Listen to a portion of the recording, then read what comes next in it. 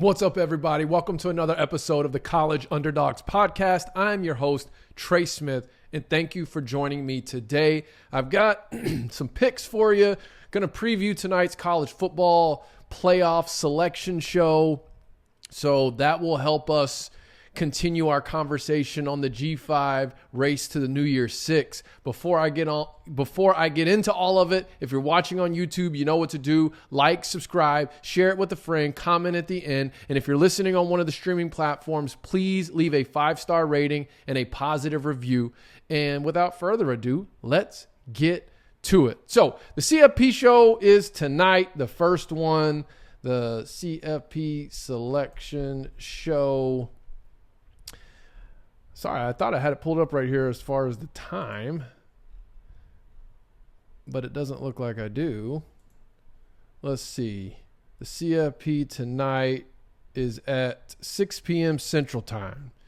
So some of you might miss it in real time if you've got kids and you're going to be out trick-or-treating and doing all of that. Where I'm at, it's incredibly cold, and my young son did a deal at his school today, so we're hoping maybe that'll get us out of it tonight, but we'll see. We'll probably still hit some homes if you're into that sort of thing. If you're not, I understand.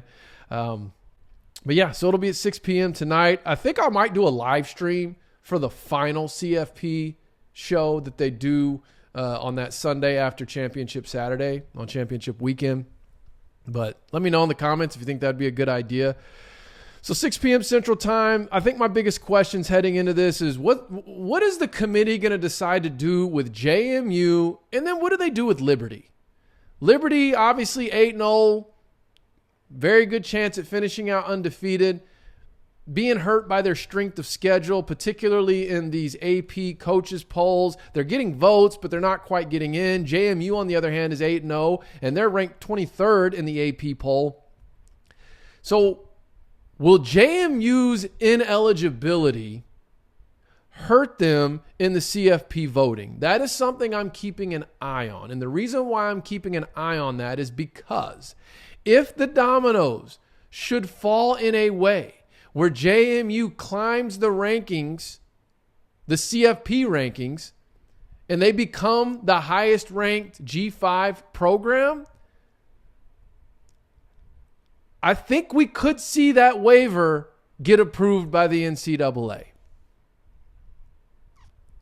I know how I'm starting to pick up on who's who in the comments. I know how most of you feel about that. You're welcome to put your thoughts again, but I know those of you that feel pretty strongly that that will not happen and should not happen, and I know there's some of you that feel pretty strongly that it should. I don't want to beat that dead horse, but I'm going to pay attention to see if the CFP committee keeps them in that top 25, even though they're ineligible. And then, of course, Liberty. The thing with the CFP rankings, though, is you don't get like a also receiving votes type list, at least not that I recall. So it's kind of like whoever's in there is in there, and then you got to let the next week of games play out before you see the moving and shaking. And there tends to be some significant jumps when it comes to the G5 teams, at least. Like I remember one year, Houston, I think it was, they went from being the highest rated G5 or second highest rated G5 one weekend. They lost. They were completely out of it the next weekend. Then I think 2 weeks later, they ended up being the highest rated G5 again. I think this may have been the year. It was maybe the year they went to the Peach Bowl, or maybe it was the next season. I don't remember, but I know, they go from being the highest rated G5 to not in there at all to back to being the highest rated G5 a couple weeks later after not getting back in. So anyways, and the other team, I'm telling you, talked about it last week, is SMU. I don't think they'll be ranked tonight with their 2 losses, and when you still have Air Force undefeated, you've got Tulane with the 1 loss, you've got Fresno State with only 1 loss. I think it's too early to see them in there, but I am curious, like as the season plays out, how will the CFP committee look at SMU in comparison to an undefeated Liberty, in comparison to an undefeated JMU? SMU is good. And the one thing I will certainly be keeping an eye on later on as we get to early December, if SMU is able to win out, if the New Year's Six Bowl this year falls to the Cotton Bowl if the G5 New Year's Six bid falls to the Cotton Bowl for I think the third time in 4 years, non-playoff, because it was Memphis, and then the next year was COVID year, and I think that year it was OU Florida. Then you had Cincy in the Cotton Bowl, even though it was a playoff year. They were in the playoff against Bama. I remember I was there. And then last year you had Tulane. So if the Cotton Bowl continues taking on the G5 at-large, keep an eye on SMU if they are to win out. If they were to win out and win the conference championship with 2 losses, that's where I think you could see the Cotton Bowl committee looking to possibly extend that invitation. We'll see. Maybe I'm stuck in the 80s. Maybe not. But they still have a lot of work to do to get to that point. So tonight, though, that's kind of what I'm looking for. What does the committee do with Liberty? What does the committee do with JMU? And then SMU. I'm wondering. I think obviously we'll see somewhat of a reflection of the AP as far as Air Force and Tulane are concerned. They're both going to, I project that they will both be ranked, and Air Force will be ahead of Tulane. And then will JMU be in there like the AP poll? So we'll just have to wait and see. Some of you, quite frankly, may not be actually listening or watching this particular episode till after the fact. So I don't want to spend too much time on it because from the time of me recording this, we're about 6.5 hours away from that happening. But let's get to some picks. It's week 10. I can't believe it's week 10, man. I feel like this season has been flying by. And quite frankly, as a fan of the American Athletic Conference, you really need Tulane to keep winning. Tulane needs to keep winning. I do think Air Force losing, Tulane would leapfrog them. And I keep going. I think this is where the SMU thing comes into play and the Cotton Bowl thing comes into play. If we have a scenario where there is a 1-loss Air Force team playing a 1-loss Fresno State team, and then a 1-loss Tulane playing a 2-loss SMU,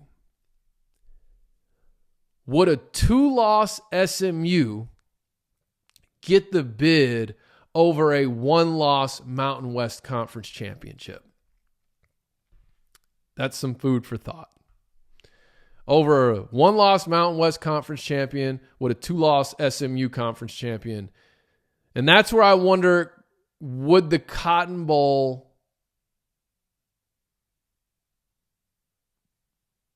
I don't know, would the Cotton Bowl be more partial to an SMU in that particular scenario? Yeah, we got to see how it all plays out. Of course, if Air Force wins out and they win the conference championship, they're going to get the bid regardless of what the bowl is. But anyways, let's do some picks. So week 10, starting us off on Saturday, got Navy at Temple. Navy is -6.5. I like Navy -6.5. Temple, I think, is going to really struggle with the Navy run game. I think this is a great opportunity for that Navy offense to get, back in rhythm. They've just seemed to be very inconsistent, and they in back-to-back weekends against Charlotte, against who was it? It was Air Force. Against Charlotte, against Air Force offense. Defensively, they've been playing well. I think Temple's offense will probably struggle in this game with the way Navy's defense has been playing. And I like Navy -6.5. Keeping it moving. This line surprised me. Okay, we got FAU at UAB, and UAB is actually favored 1 point. That surprises me. You have a 4-4, 3-1 FAU team who I know they took a beating to UTSA, but I mean, they've in conference play 56-14 over South Florida, 38-16 over Charlotte. I mean, again, I know they took a beating, but I'm surprised. And I know this game's on the road, but I don't expect it to be a packed house or anything like that for UAB. And I'm not saying this to dog UAB, but they're 2-6, 1-3, and they're a 1-point favorite. So if there's something here that I'm missing, please let me know in the comments as to what is there an oversight on my part that I'm not taking into consideration here as to why UAB would be favored 1 point over FAU. So needless to say, I like FAU +1 over UAB. So FAU in the points. Keeping it moving. Okay. UTSA at North Texas. This is a big game for UTSA. And it's an interesting game because North Texas, what was it, a couple years ago where they basically wrecked UTSA's season? Was it the last game? I think UTSA was 11-0, and then North Texas beat them to keep them from going undefeated. They still won the conference championship. In fact, that was the year, though, that Cincy was the playoff team anyway, so it's not like it ruined any kind of big-time bowl bids for UTSA, but it did disrupt their undefeated season.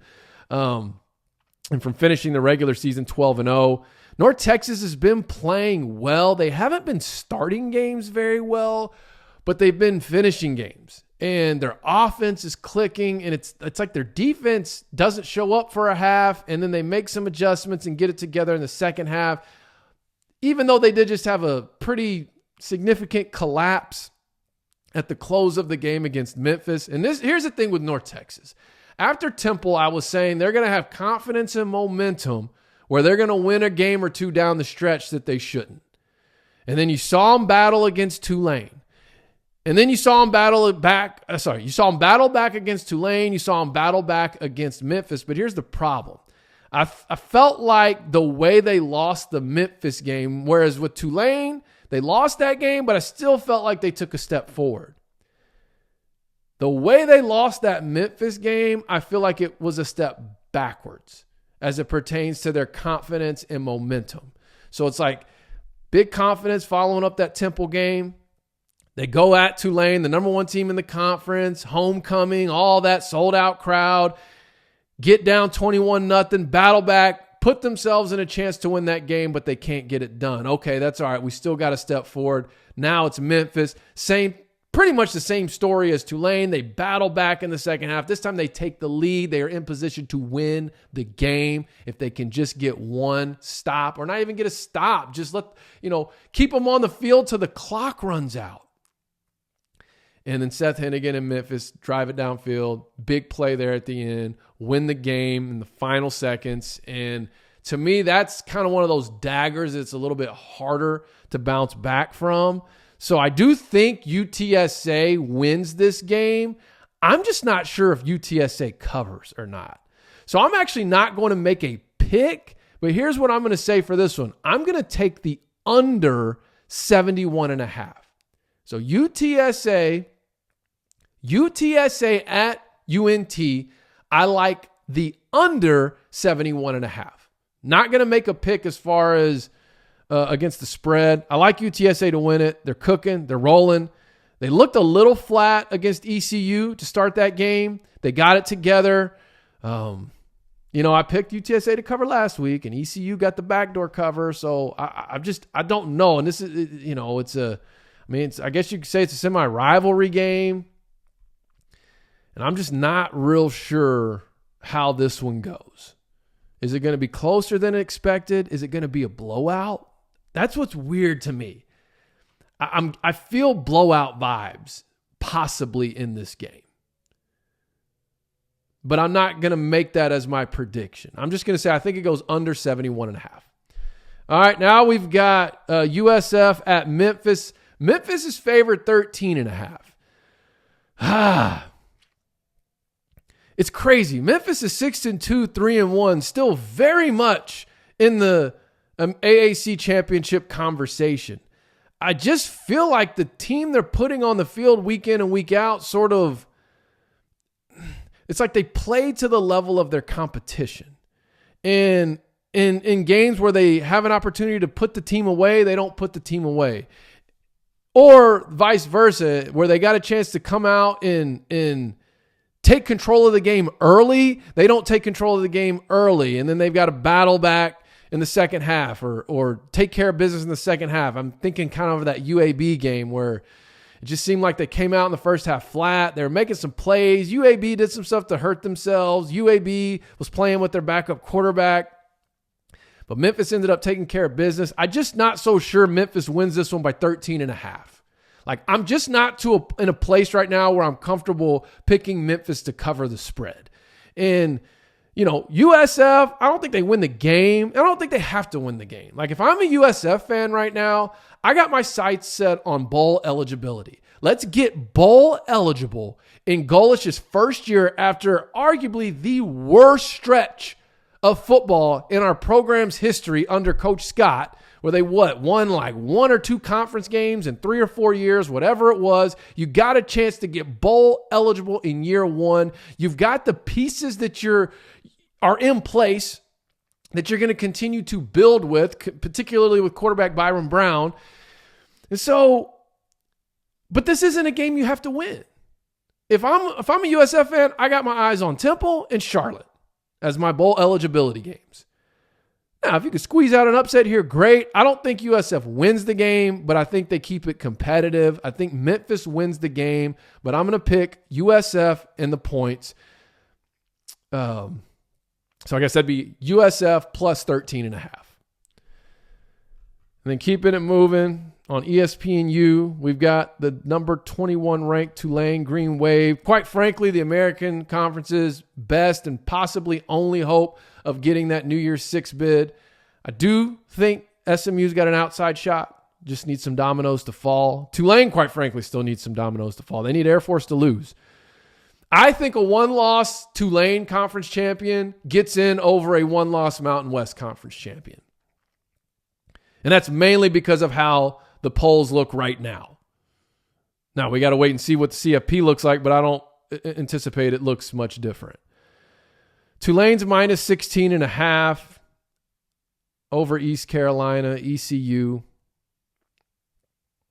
Yeah, I like that. I'm going to go Tulane minus 16.5 over ECU. ECU battled against UTSA, but man, this just ain't their year.